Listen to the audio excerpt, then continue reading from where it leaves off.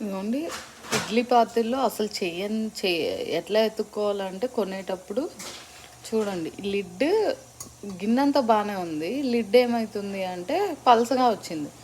అదేలే జనరల్గా వచ్చే బరువుతోటే వచ్చింది, కానీ స్టీమ్ వల్ల గ్యాప్ వచ్చేస్తుంది. చూసారా, ఇటు సైడ్ మొత్తం అంతే గ్యాప్ వచ్చింది. కంపల్సరీ ఇడ్లీ పాత్రకి నేను 2 గిన్నెలు కొన్నా, ఒకటి స్టీల్ ఒకటి అల్యూమినియం. రెండిటికి పైన లిడ్స్ లైట్ వెయిట్వి రావడం వల్ల ఏంటంటే ఈ స్టీమ్ ఆ ప్రెషర్ తోటి మెల్లిగా తన్ని లిడ్ లైట్గా ఇదిగోండి స్టీమ్ ఎస్కేప్ అయిపోతుంది. చూసారా సైడ్స్ నుంచి. 2 గిన్నెలకి ఇదే ప్రాబ్లం అండి. సో కంపల్సరీ ఇడ్లీ పాత్ర కొనుక్కున్నప్పుడు, ఇడ్లీ మేకర్ కొనుక్కున్నప్పుడు ఆ డోక్లా ప్లేట్స్ అయినా స్టీమ్ అయినా ఏవైతే స్టీమ్ వాడతారో పైన క్యాప్ లిడ్ చాలా బరువు ఉన్నది. మనం ఎలా అయితే కింద స్టెయిన్లెస్ స్టీల్కి శాండ్విచ్ బాటము లేకపోతే ట్రైప్లై స్టెయిన్లెస్ స్టీల్ అన్నట్టు ఎంత బరువు ఉంటాయో అట్లాగే లిడ్ ఐదర్ గ్లాస్దైనా ఐదర్ స్టీల్దైనా అల్యూమినియం అయినా కొద్దిగా హెవీది ఉండాలి లిడ్. అది ఏ స్టీమింగ్ రిలేటెడ్ అయినా, not only idli maker, dhokla maker, thatte idli, చిట్ ఇడ్లీ లేకపోతే స్టీమ్ చేసుకుంటాం మనం వెజ్జీస్ కానీ ఏమైనా. సో ఈ మిస్టేక్ అయితే చేసుకోవద్దు. ఇదిగోండి చూడండి ఎంత, ఇదిగోండి చూసారా ఎలా స్టీమ్ ఎస్కేప్ అయిపోతుందో.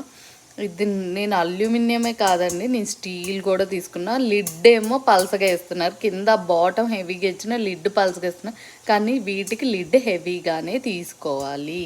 గ్లాస్ అయితే ఆబ్వియస్లీ లిడ్ బరువుగానే ఉంటుంది, కానీ మన అల్యూమినియం అయినా స్టీల్ అయినా తీసుకున్న చాలా బరువైన లిడ్స్ చూసి తీసుకోవాలి. ఓకే, వల్ల ఏంటి ప్రాబ్లం అంటే అవుతాయి ఇడ్లీలు కానీ స్టీమ్ అవుతాయి, కానీ తక్కువ సేపులో అయ్యేది ఎక్కువసేపు పడుతుంది, డబల్ టైం పడుతుంది. ఇప్పుడు ప్రతిసారి మనం వచ్చి ప్రెస్ చేసుకోవాలన్నమాట. ఇలాగా లెగిసిపోతున్నప్పుడు ఇడ్లీ మూతని మళ్ళీ ఇలా ప్రెస్ చేసుకోవాలి. అంత టైం వేస్టింగ్ అనమాట అదంతా.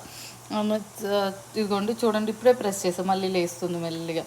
సో మనం అటు ఇటు వెళ్ళినప్పుడు ప్రెస్ చేస్తూ ఉండాలి, చాలా డబల్ టైం పడుతుంది. సో అది అవుతుంది, కానీ మనకి షార్ట్ టైంలో అయ్యేది కాస్త డబుల్ టైం అవుతుంది, 3 మినిట్స్లో అయ్యేది కాస్త 6 మినిట్స్ అట్లా.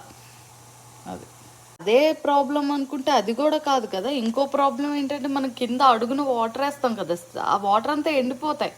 మళ్ళీ వాటర్ రీఫిల్ చేయాలంటే అన్ని ప్లేట్స్ తీయాలి, రీఫిల్ చేయాలి. ఇదిగోండి చూడండి, మీరు క్లియర్గా చూసారా లేచిపోయింది. తొందరగా వాటర్ అంతా స్టీమ్ రూపంలో ఎస్కేప్ అయిపోతుంది, ఇంకా లోపల స్టఫ్ ఉడకదు, మళ్ళీ వాటర్ రీఫిల్ చేస్తూ ఉండాలి. అది పెద్ద ప్రాబ్లం.